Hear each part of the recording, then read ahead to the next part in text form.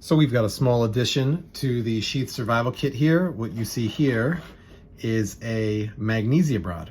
Magnesium can be shaved and used as a fire starter, and because I had space for it, I figured I'd buy this and get it in. You can see here, this is a pretty small one. It's 6 centimeters long. Let's see how you get this in.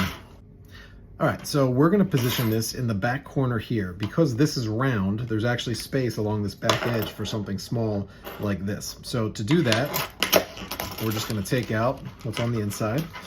So we'll take out the signal, take out the lighter, take out the bellows. All right, and then we're gonna put this first in. So when you repackage this, this will go down in there, out of the way. Then you put this in just like we did before, and you turn it. And now, once you do that, the magnesium's already hidden. You can't even see it there. It is in this corner right there, out of the way, not really causing any issues at all.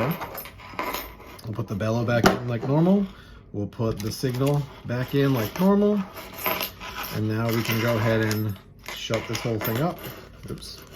Shut this whole thing up, and there we go. Magnesium's in there. Can't even tell the difference from when we started.